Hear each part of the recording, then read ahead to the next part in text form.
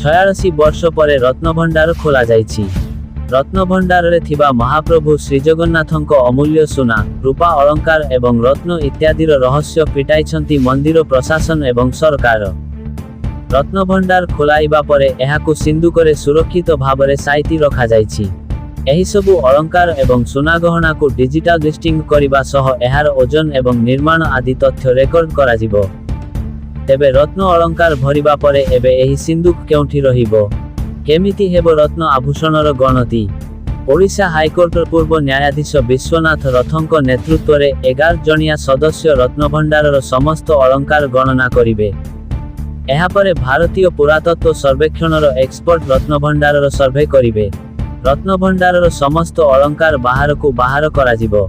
एहा परे रत्न अलंकार इत्यादि को काठ सिंधुकरे भरी एक अस्थायी स्ट्रंग रूम रे रखा जिवो। एथिपाई अस्थायी स्ट्रंग रूम मध्य चिह्नट होई सारिछि।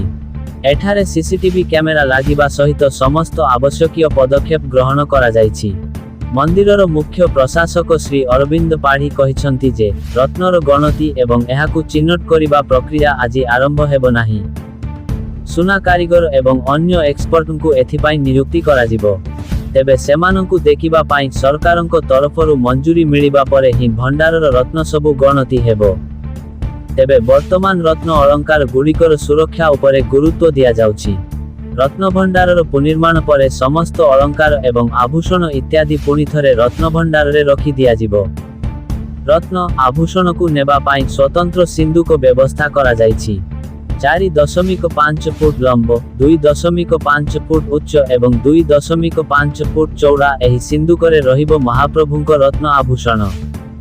रत्न भंडारर समस्त कार्य शेष करिबा पाई 3टी एसओपी प्रस्तुत होइछि बोली कहिसंती अरविंद पाढ़ी। प्रथमरे रत्न भंडार खोला जिवो, द्वितीयरे अस्थायी रत्न भंडार निर्माण करा जिवो एवं तृतीयरे अमूल्य संपद गुड़िकर तालिका प्रस्तुत करा जिवो। तेबे रत्न भंडार रे थिबा समस्त रत्न अलंकार गुड़िकर डिजिटल कैटालॉग प्रस्तुत करिबा पाई निष्पत्ति नेइछंती। एथिरे सेगुड़िकर ओजन एवं प्रस्तुति इत्यादिर विवरणी रहिबो।